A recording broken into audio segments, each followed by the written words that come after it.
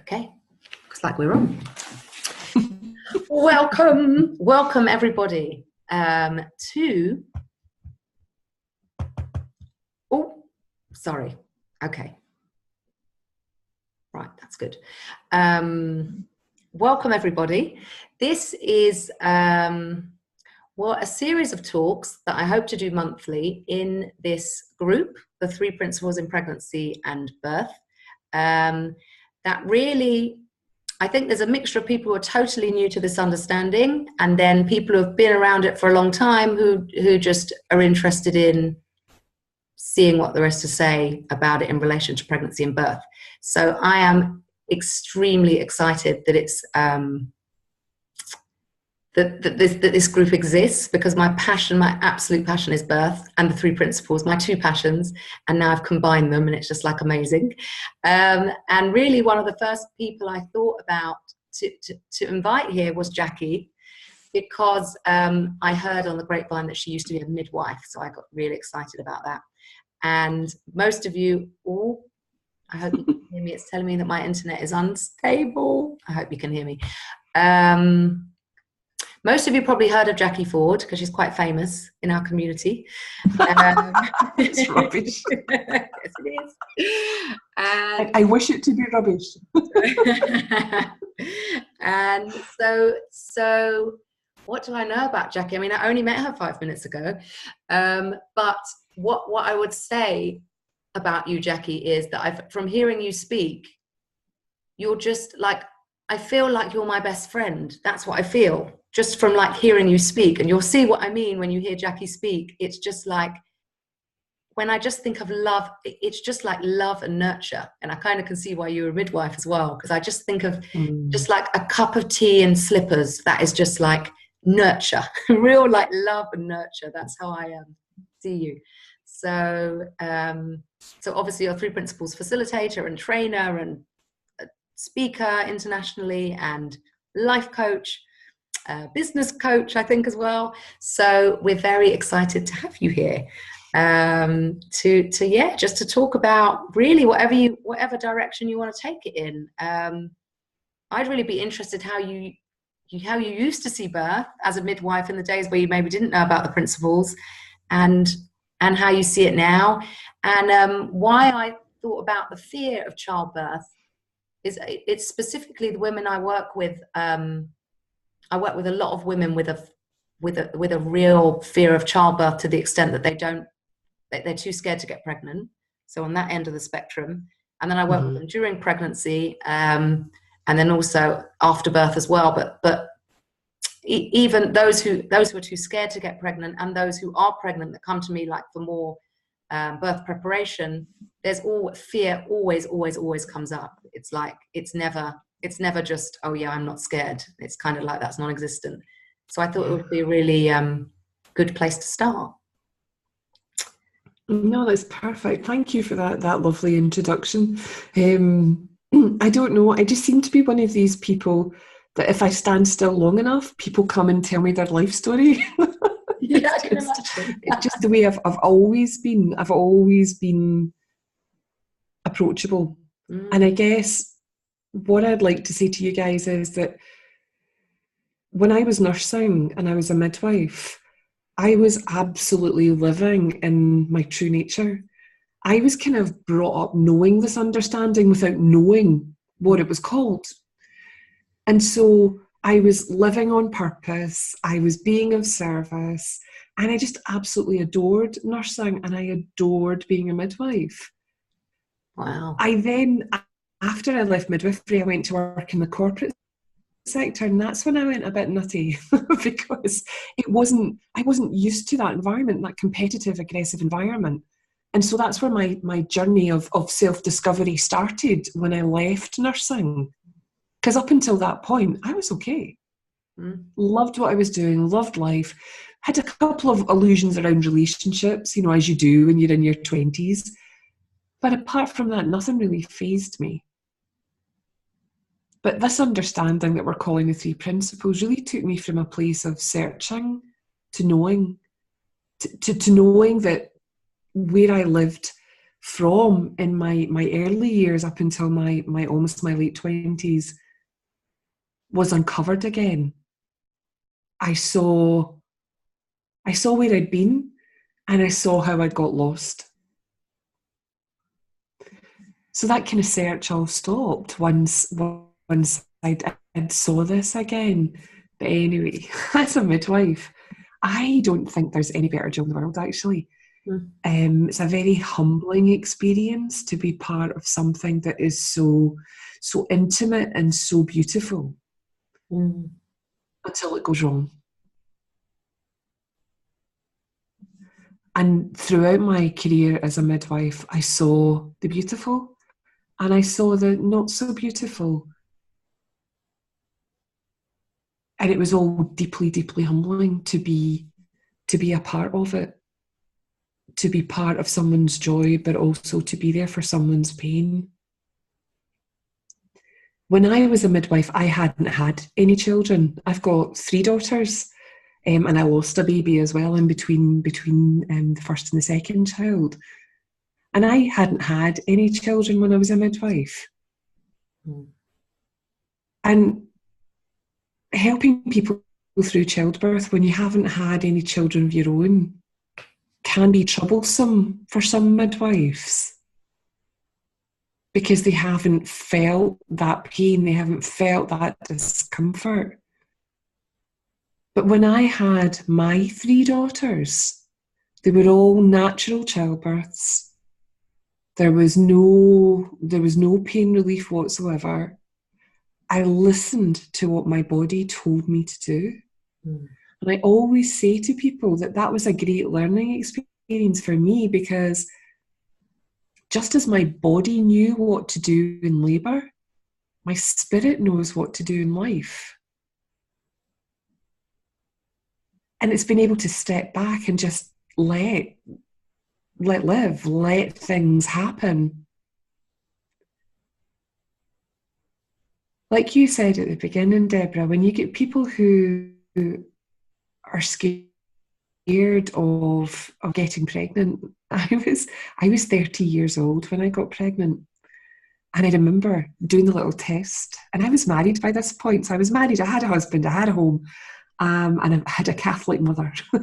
I remember looking at the pregnancy stick and thinking, oh, I can't tell my mum. I can't tell my mum.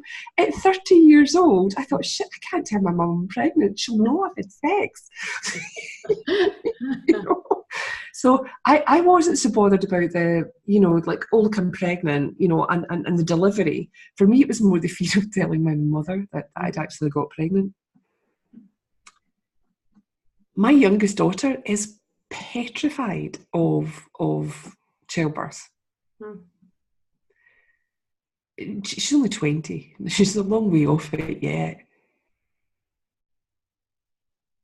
But fear is always false evidence appearing real in the moment. And many of us are conditioned, and it is so subtle. It's so clever how we make up stories and we don't even know that we're doing it. So a lot of the women that will come to you, and a lot of the women that I've saw in the past who are petrified of labour or petrified of anything to do with childbirth or rearing children, they've maybe seen a movie of someone who's screaming at the top of their lungs, or they've heard a friend talk about how uncomfortable and painful it was, or they've heard their own mother tell them about what terrible a time they had when they were in labour. And what they've done unknowingly is they've taken these stories and their brain has filed those stories as fact. So that every time they start to think about childbirth or labour or anything, the brain pops up the memory thinking that it's giving you fresh information in the moment. But it's not. It's giving you a memory of something that you've heard at some point in your life. You're now taking as being real. I think one of the things I heard Sid say was, memories are only thoughts carried across time. And if we only knew that the brain and the mind were completely different, our brain is biological and our mind is spiritual. They've got to work together. So when our brain, which is the machine that's inside our head, holds our information, when that is happening, it's giving us facts. It's giving us information which may or may not be relevant in the moment. And it's being able to see that that is all that's happening. It's a thought that's traveling across time. We're adding our awareness to it and we're bringing it to life. And that sounds so easy. Yet each and all of us have these experiences where we can't see that because we're so emotionally invested in what we think is true. Yeah. And I'm sure that you get, women who are scared of childbirth. And being able to just settle them into a space of love, a space of acceptance, a space of knowing that they're going to be okay. That in itself will settle their busy minds. I mean, I understand very much where they're coming from, the women who are coming to me, because I was them. I mean, I was them. And I built this totally, I totally believed what I thought. I didn't realize that I was thinking anything.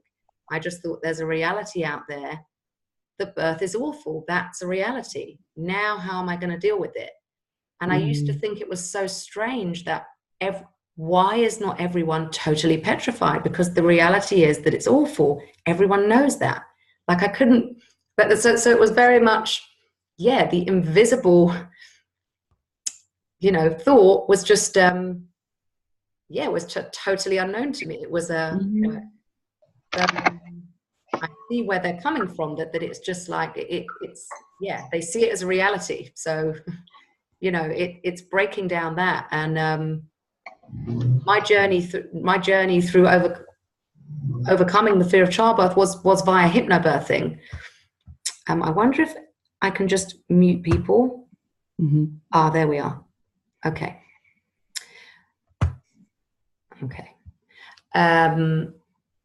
And at the time I attributed, because I had really amazing births, at the time I attributed it to the techniques and tools that I learned in hypnobirthing. But now when I look back, all that had happened was it had broken down my beliefs about birth. And it happened it just kind of happened over time. And I'm thinking, wow, this hypnosis is amazing. Look what it's doing. And all it was just sort of education, just learning how amazing the body is. I mean, it's just totally mind-blowing that our body is made for this. And I just slowly that thinking that my reality, this brick wall reality that I built, that I was totally, thought was true, just kind of fell away. That I didn't even notice. And all of a sudden I was, I was in a new reality with regard to birth. And then I experienced it very differently than I would have, I assume. But you know yourself that the minute we go into panic mode or fear mode, what tends to happen, our minds get incredibly busy. And when our minds get incredibly busy, our bandwidth to take in new information just decreases significantly. For me, it's just like doors closing. I know if I ever feel that I'm trying to push myself through something and the doors close, I know that my mind is busy and it's time for me to step back rather than push through.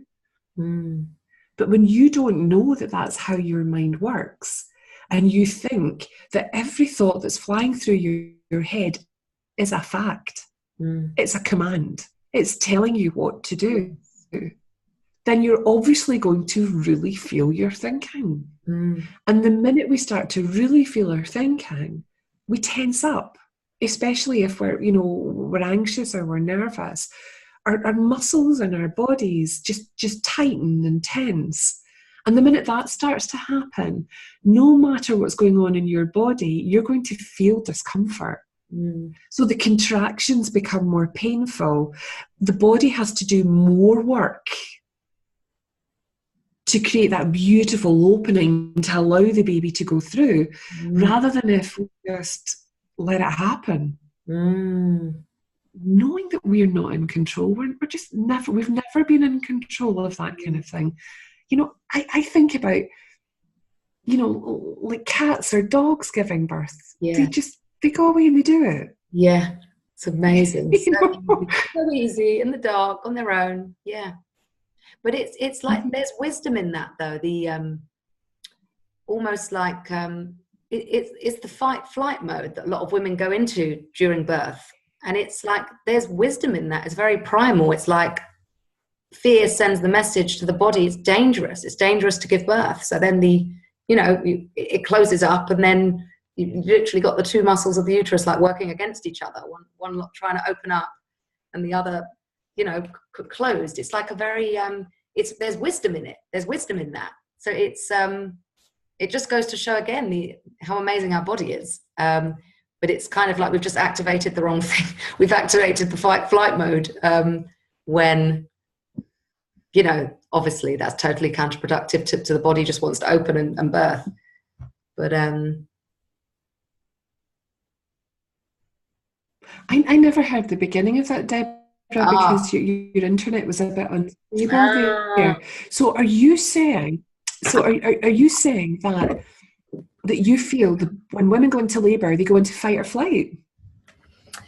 Hold on, I'm going to move because it might be my internet. Let's just come in here instead. Might be better.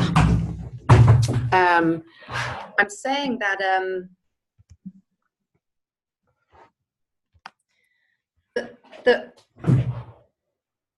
like when you're saying like the fear that people feel, or the anxiety and fear that people feel makes their whole body tense up, that I'm saying that mechanism, they've activated the fight-flight mechanism. Like there's wisdom in that. It's just showing again the wisdom of our body, because we've sent the signal to our body, it's not safe to birth your baby. So then, I was saying that the two muscles of the uterus start working against each other. One is closed up because we've sent the message, it's not safe to birth. Even with animals, they say if you shine a light in an animal, or if you crowd round like people at the farm, they're like, quick, the cow's giving birth. Everyone come and look. And the birth will stop. It's just like very like, because that's just, it's not safe. It's not safe, and the birth stops. But I'm saying there's even wisdom in that. There's even wisdom in that, because we've set, it's inappropriate that we've sent that signal, because it's actually not, there's nothing dangerous going on. It's just the fear in our mind. But you see what I'm saying? Does it make sense what I'm saying? I think what always surprises me is that when we have pain and discomfort, especially in labour, and to me, that pain and discomfort is one of the most beautiful pain and discomfort that you can have, because hopefully there's something really beautiful at the end of it. In most cases there is.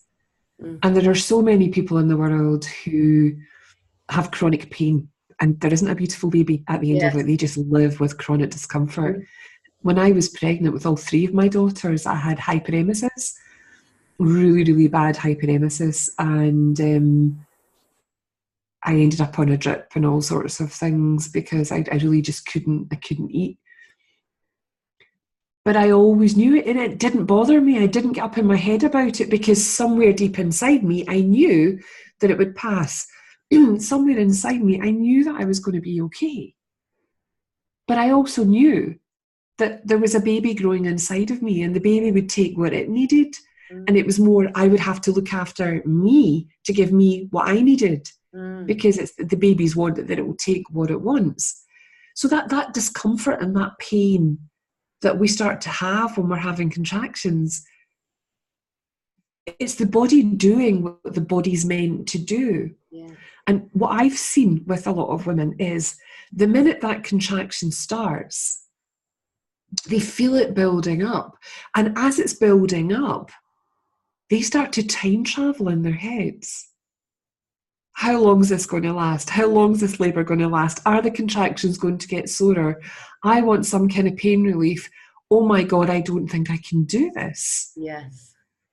Whereas if we stay in the now with the contraction, allowing it to build, allowing it to succeed and to pass, yes, then you're not doing that piece, because that's where the suffering starts. The suffering starts when we start to anticipate the future. Yes, because it's one contraction at a time. If you're taking one contraction at a time, one moment at a time, it's totally manageable. We even get breaks. Like, what wisdom is that? We even get breaks in between. But it's true. We just start, and you know, even with this understanding, in my fourth birth, and I love birth. I'm like addicted to it. I just want to have millions of babies so I can just give birth again and again. But even in my fourth birth, you know, I started doing that. And everything was going absolutely fine. It was amazing. Everything was going fine. I was handling everything fine. And then my mind started going forward. What if the second stage hurts? Just started thinking, what if the second stage hurts? And but it was just so nice, and I was fearful, and I was in the fear, and it was just so nice to be able to relate to it differently than I would have in the past without having had this understanding. It was just like, I was just kind of like, this is so annoying that I'm having this thinking. Like, how annoying that I've gone into fear when everything's absolutely fine. How annoying. And I was You like, see, you know, oh well. yes, see, I even love you saying that, because sometimes you'll find that funny and other times it'll annoy you. And again, it's looking at where your state of mind is while you're going through that. My third child, Lauren, when she was born, the first one was about 6-hour labour, not a problem. The second one, I get into hospital, and half an hour later she was born in the birthing pool, which was just magical. Oh, wow. And the third one, I was over my dates and they wanted to speed things up. And I thought, well, no, you're not taking me in. I don't want to be induced. But they swept my membranes because they were naughty. And so that started me off contracting. And I knew that I didn't want to go into hospital. So I stayed at home for as long as I could. But I ended up getting into hospital in the middle of the night. I was so tired because they had started something that shouldn't have started at that point. And if they'd let my body do what it was meant to do, it would have been okay. Yes. But I was tired, so I felt as though I had less resources. So I was a bit grumpier with my third labour than I was with my first two, because one of them was tea time and one of them was just after sort of 1 o'clock at night, whereas this one was, come on, it was 4 o'clock in the morning. Right, exactly. And I've been contracting for hours with two little toddlers, because there's like 1.5 to 2 years between mine. But that really, really interests me, is kind of like, when we're in that state of we're having contractions and we're having discomfort, it's easier to see what's happening and to invite yourself back into the moment when you're clear-headed, when you're clear-minded, when your resources are stronger. Yes. And that's why even now, I say to women, if you're in that space, then rest, do what your body tells you to do. And if your body tells you to go and have a bath, or your body says go for a walk, or it says watch Netflix, do that. Don't go into the hospital. You don't need to do that. Stay at home for as long as you can, because you'll know. What do you say You'll know in yourself what's going on. I was just going to say, like, there is a lot of fear around, like you're saying, they swept your membranes and you didn't really want it. And so your body, and that, you hear about that a lot.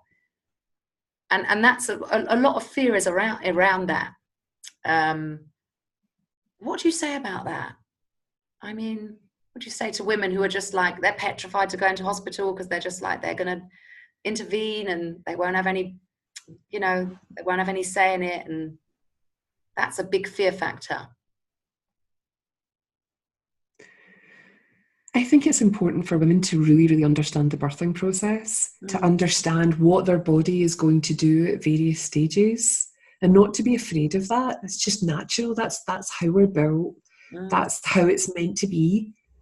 And to have a birthing plan of something that you feel is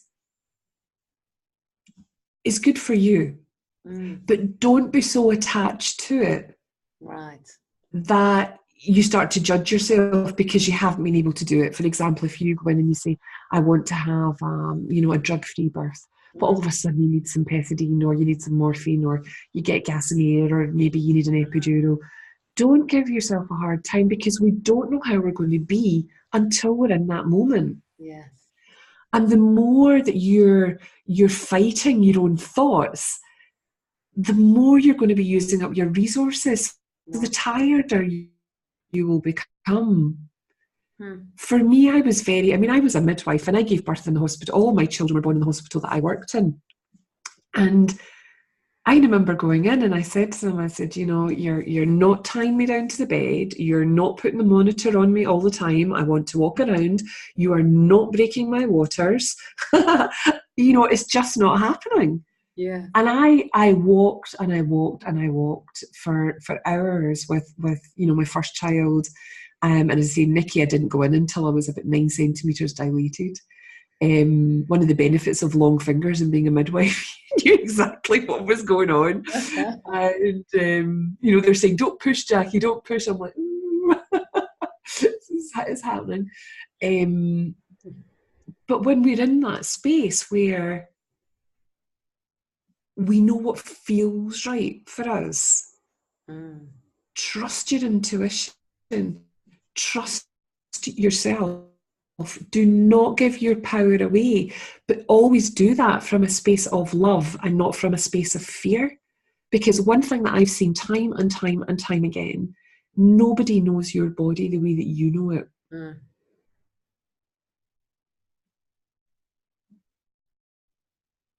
Yeah, I mean, it's just like you're saying, like the body knows how to birth. And yet we put our hands into the professionals, don't we? Who it's like the wisdom of the entire universe versus the doctor that's on call that day. Do you know what I mean? It's like, well, I mean, I'd say to you, how many of those male doctors have actually given birth themselves? Right, a big fat no. Yes. I would listen to the midwives. I would really listen to the midwives more than I would listen to any male doctor. And I mean, sort of the older ones who've been through it, they've done it, they understand what's happening, they can spot. And I remember this myself. When you're with a woman who's in labour, you get hunches whether something's right or something's not right. You can listen into heartbeat with a little trumpet thing, and you can hear the slightest little bit of distress. Something tells you that something isn't right. And as a mother, as well as a midwife, I knew that about my body, and I knew that about my children as well. Like, my birth with my second daughter was so quick that as she was coming out, they were like, oh, the baby's got black hair, the baby's got black hair. And I thought, that's wonderful, because, my dad had black hair, my mum had black hair. But it wasn't, my daughter didn't have black hair. She had red hair. She was covered in meconium. The birth was so quick. She was just covered in meconium. So they wiped the top of her head, and she was like Woody Woodpecker. It was just a big red mane of hair that came flying through. But at that point, I knew that it was a very, very quick delivery. So I was expecting something like that. Right. I think we should be teaching young girls this from a very, very early age, to listen to the wisdom that they have within them. Yes. And not to keep giving their power away.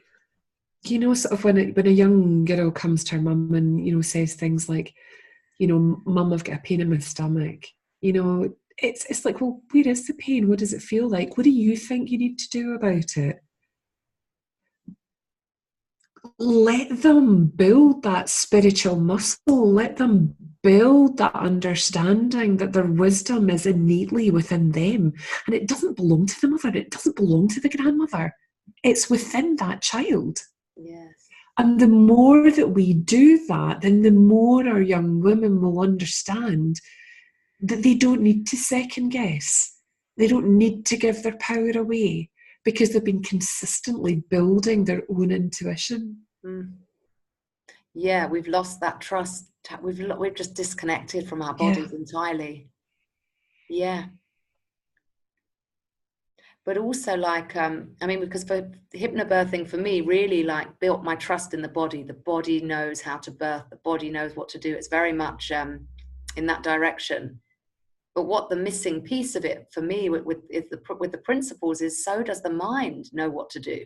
Like the hypnobirthing is all into affirmations and, you know, if you're fearful, do this. And if you get any negative emotion, like, do this. Whereas it's like, you know, the mind also knows what to do. The mind also knows exactly what to do. And it's amazing that the clients that I have that talk about like visualizations that came to them during birth, like amazing nurturing childhood images. It's just like, wow, it's amazing.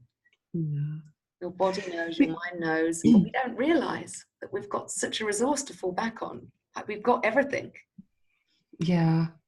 And again, it's pointing people back to throughout their lives when they've fallen and they've hurt themselves. What happens? The body takes care of it. Yes. The body heals consistently. Yeah. Our bones heal.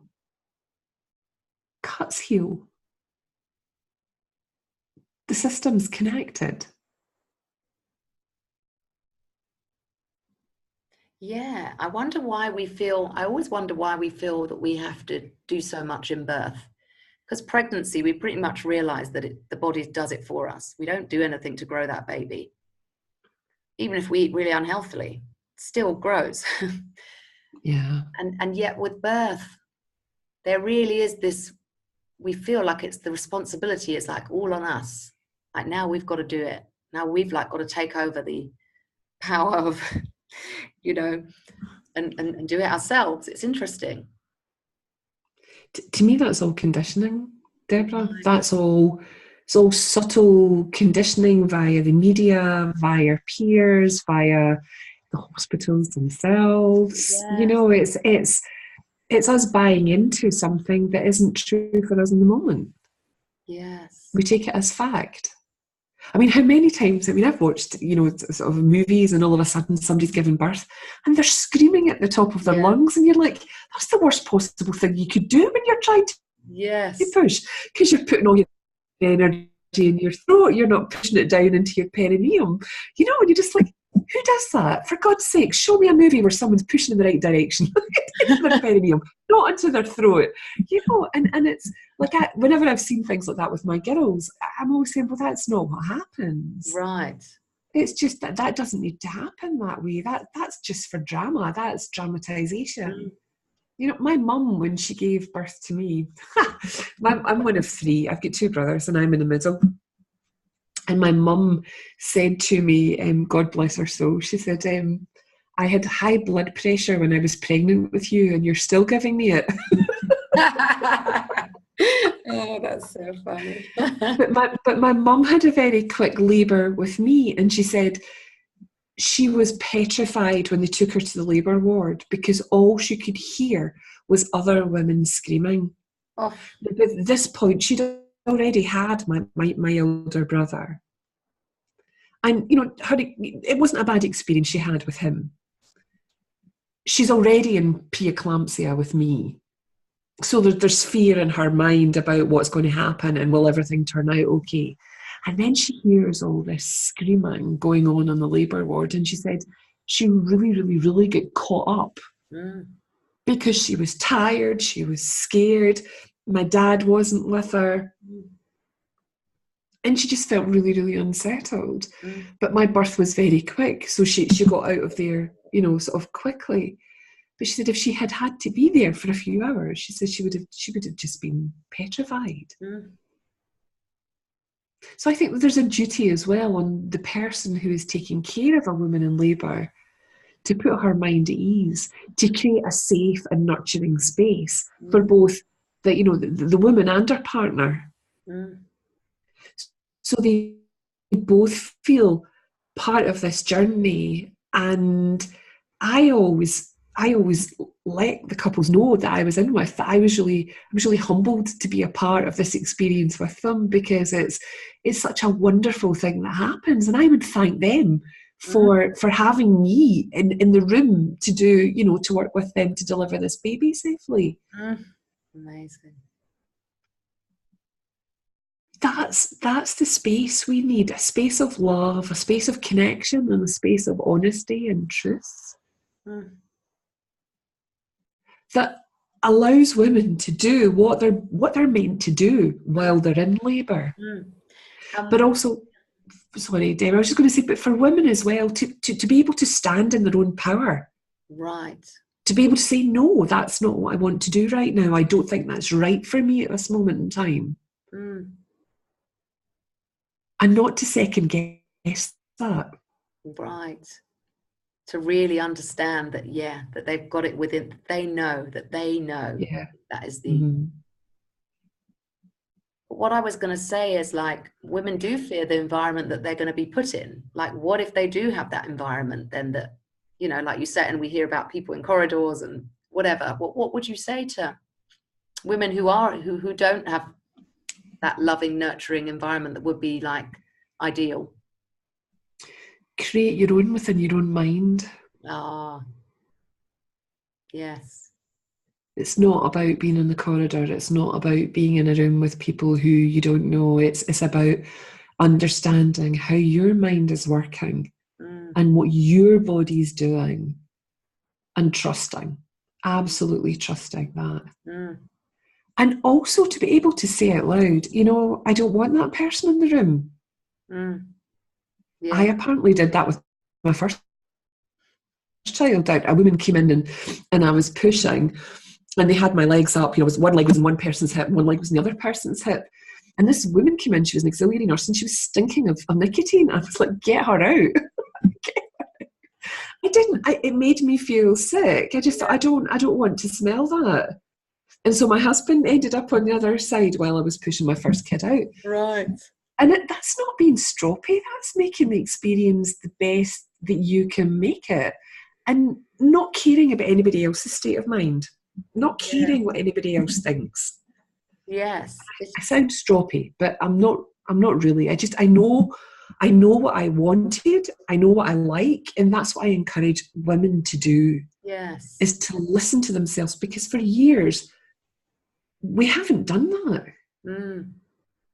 We've been taught not to do that. Yes. I was just, I don't know if you know Dr. Michel Audin. He's a French obstetrician. He's done a lot. He's like a birth pioneer. He's done loads of birth research, and he kind of popularized water births. Anyway, he was in Israel. He's in Israel. He did a conference yesterday, and he said that actually the way birth is supposed to be, even like when the baby gets pushed out, it's this fetal ejection reflex, I think he called it, where the baby just flies out in 2 pushes. And that's how birth was supposed to be. And he said it's through all the cultural conditioning that's very, very rare now. That it hardly happens, just because of all our thinking, basically. But it's also the procedures and people being scared of litigation, that they've got you on a bed, which is it's the wrong position. It's the absolutely wrong position to have a baby in. Yeah. And that's why, Yeah.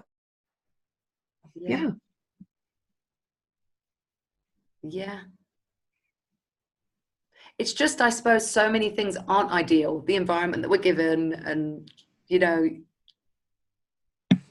but we have to work with it. I suppose we have to work with it, like you say. We just by tuning into what we need and trusting. Tune into what you want rather than what you don't want. Because when you tune into what you don't want, that becomes the bigger story. Right. that becomes us traveling in time and making up all sorts of stories about what's happening. Whereas there's a lovely story I'll share with you. And it's just an old metaphor, but it really taught me so much about the present moment. And it was a Buddhist monk in a village, and a young girl in the village had become pregnant. And she was too scared to tell her father who the father of the child was, that she said it was the Buddhist monk that had made her pregnant. And her father was incredibly angry. So the minute the baby was born, he took the baby to the Buddhist monk and he said, "You made my daughter pregnant. You look after this baby." And the Buddhist monk just said, "Is that so?" And about 16 or 17 years later, the girl told her father who it was in the village that had made her pregnant. And her father was getting on at this time, and he decided he needed somebody to help him in his farm. So he went back up to the Buddhist monk and he said, "I'm really sorry, my daughter has just told me who it was that made her pregnant. I appreciate you looking after this boy, but he's actually my grandson and I'd like to take him home." And the Buddhist monk just said, "Is that so?"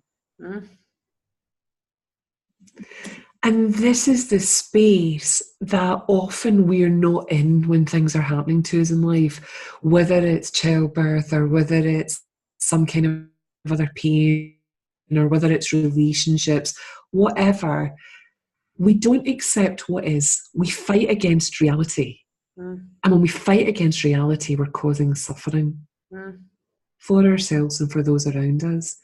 And all of that suffering is caused by us believing in an alternative view of the gifts of mind, thought, and consciousness. So the Play-Doh goes all sorts of different ways. You know, we can use it to make our life beautiful, and we can use it to make our lives a misery. So whenever I feel myself trying to justify something, that's an invitation for me to say, "Is that so?" Just, it is what it is. It is what it is. And everything else is just our own made-up fantasy that we're hitting reality. So you imagine a woman who's going into labour, and the circumstances in which she's going to give birth are not the way she imagined it would be. And she learns. It is what it is. And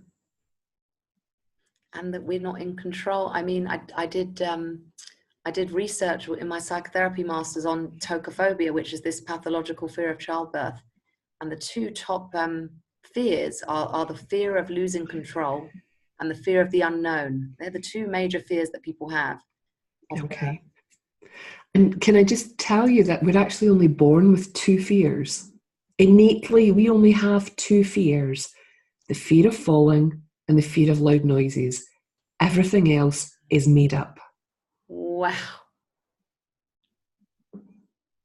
The startle reflex in a baby only happens, you've seen it yourself, you hold a child and you drop them suddenly and their arms come up. So that's the fear of falling. Somebody coughs or sneezes or shouts near a child, you'll get that same startle reflex. That is innate fear. Wow. Everything else you learn. So I don't agree with you. That's amazing.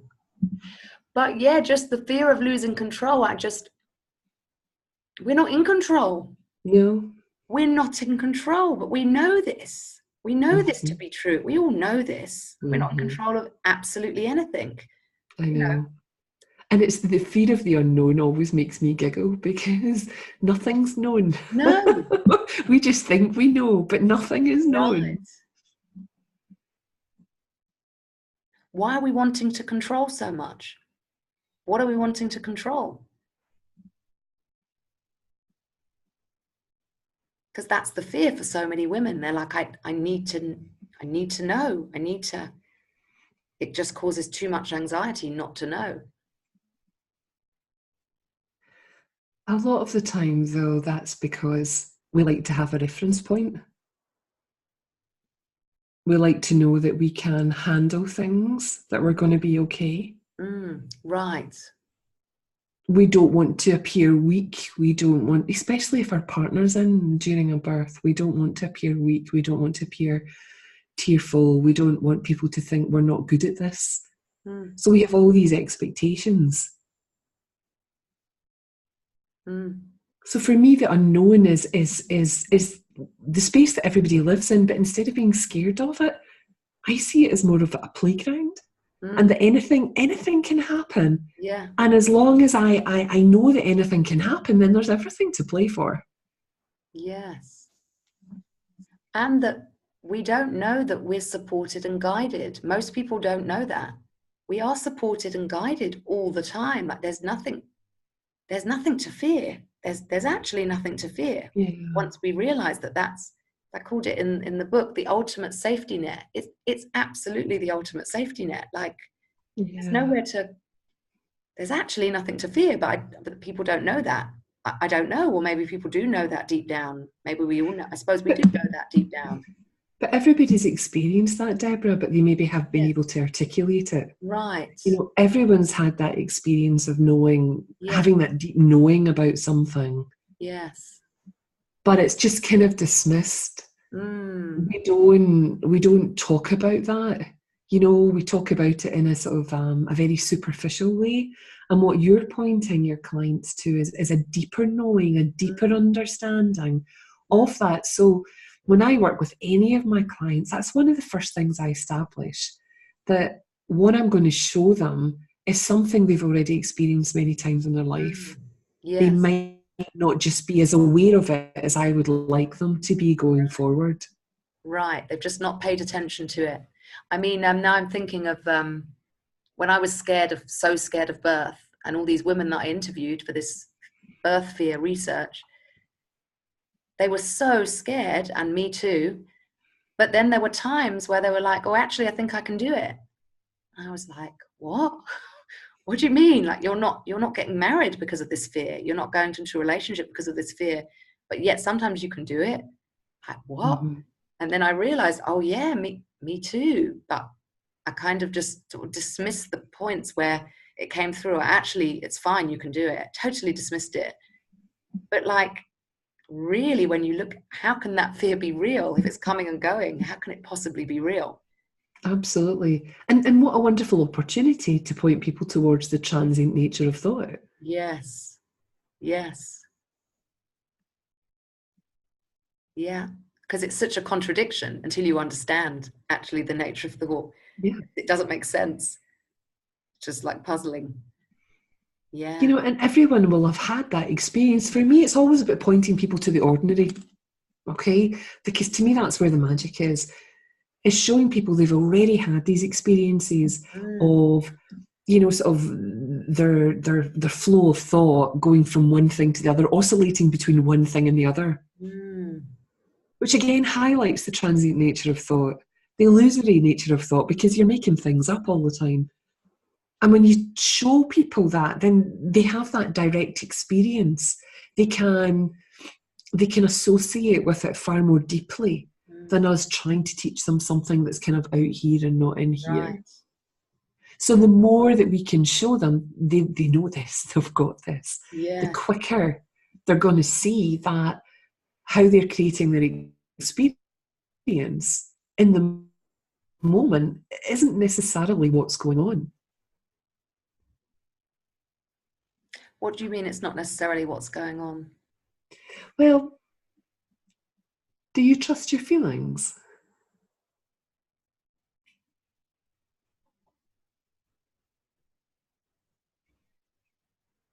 Don't know, it depends. I can tell when I've gone nutty, and I can tell when not to trust it. Yeah, I mean, when I trust it, and there's just no question. And then when it's all gone nutty, I feel like there's something off. But I mean, I didn't know that before this understanding. I often say to people, I don't trust my feelings because my feelings are a barometer of my thinking. Okay? What I do trust is that deeper knowing that you've just spoken about. Right. That deeper knowing is constant. So you wouldn't call that a feeling. That's just to me, and again, we're playing with words here. I mean, Yes, you know, it's just a deeper knowing. And you mentioned it too. You said it yes. too. Yeah, it's totally different. It's totally Mm. different quality of, yeah, whatever Mm. feeling. Mm-hmm. And like you say, everyone's experienced that.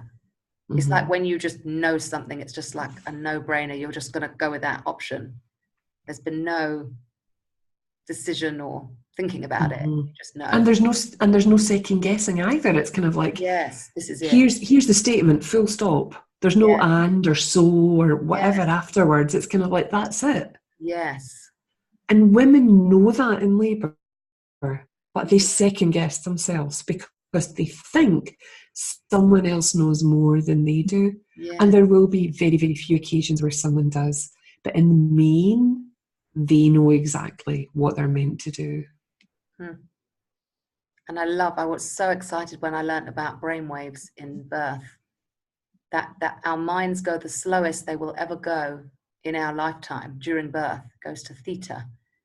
And it's just like, Mm-hmm. wow, we were designed to be phased Yeah. out. We are not, our intellect and our thinking mind is just no use to us whatsoever. Just get out the way and just Yeah. let yourself. I mean, that's what was meant for us in birth. Mm-hmm. Just let yourself. I literally felt like I was carried. I was just put my hands up. I don't know how. It was just, I didn't do anything to get that experience, but somehow I dropped into that. And I was just like, my body, my baby was just birthed. Absolutely nothing to do with me. Nothing to do with me. It's just mind blowing. But I can imagine the awe of being a midwife. You're just seeing it over and over again, like, Oh, it's beautiful. wow, Really, really how beautiful. come you left?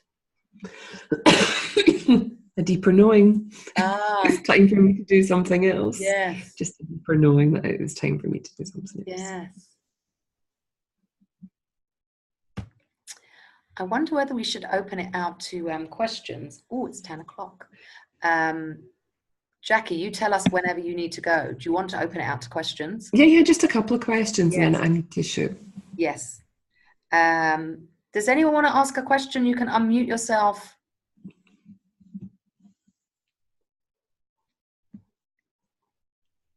Can you unmute yourselves? I'm sure they can. Yeah. Any questions about anything? Even if you just want to share something that, Yes. that you've seen or, Yeah. that's probably nicer.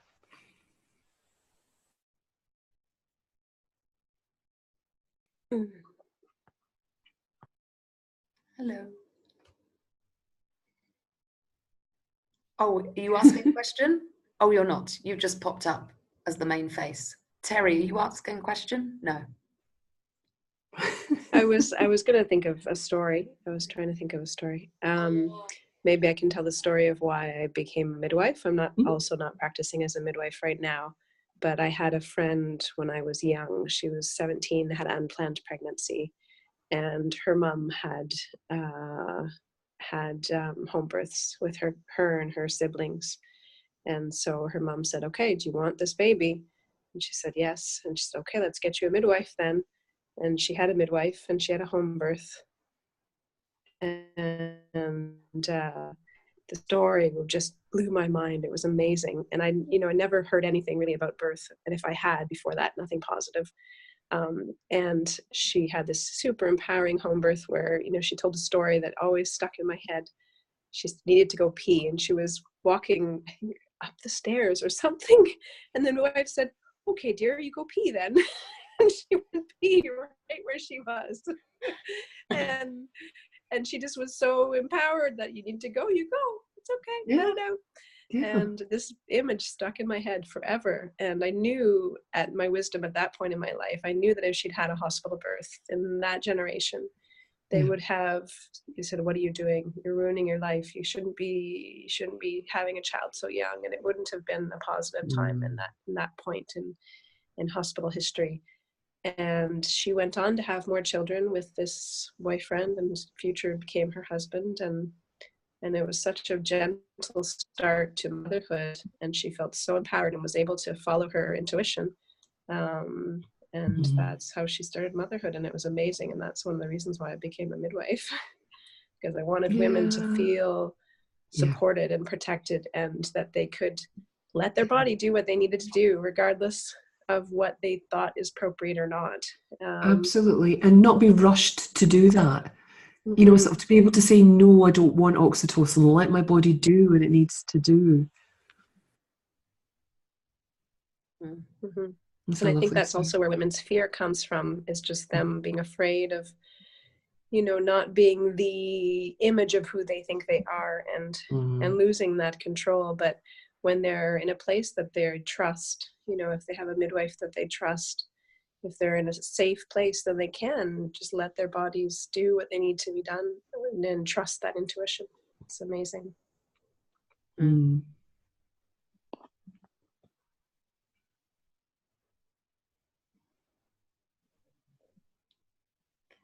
there any other comments or questions?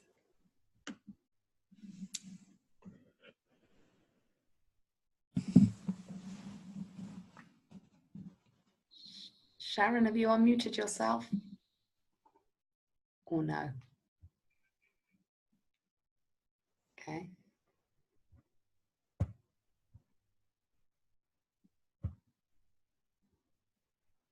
Okay, maybe or maybe not. I wanted to say your comment about the cigarette smell. That's also something we heard at Michelle O'Donnell's lecture that Deborah was talking about. Natural oxytocin causes your sense of smell to become very heightened. And so you're like, oh, out of my space. That's not something that I want. And it was very connected to you being connected with the natural oxytocin in your body. Isn't that fascinating? I did not know that. And that just, oh God, that's so beautiful to hear, because you think, what else, if I had been somewhere else, what else would I have been picking up if all of our senses are heightened? Yeah. Definitely the sense of smell he talked about. Oh, it was disgusting. And see, the thing was, before I got pregnant, I used to smoke, and I had stopped smoking, so I had that in my head as well, you know, that this was not to happen. Yeah. I think I was quite rude to her. That's okay. As I went into transition, I'm sure I was very rude. And that's what people are afraid about too, as well, the fear of being mean to people when they're in labor. And I said, listen, you know, there's not much a client can do, you know, said, like, I might stop if you try to bite me, but besides that, you know, it's all good. And you know, I agree. That's one of the things I was speaking to about my youngest daughter earlier, and I think she'd seen a birth and the woman pooed at the same time the baby's head came out. She's like, oh, that doesn't happen, Mum, that doesn't happen. I'm like, do you know what? It does happen, honey, but there's ways to protect, you know, don't worry about it. It's not something anybody passes comment on. It just happens. Yeah, it's this image of what we're supposed to be, and that it's undignified, and all the associations that it's interesting, isn't it? Where it's so insignificant. Exactly, but it becomes this big thing because we overanalyze and we overthink instead of realizing it's not happening just now. It's the transient, illusory nature of thought. It might not even happen. Yes. And if it does, it just is. Yes. Yeah. I love that. Yeah.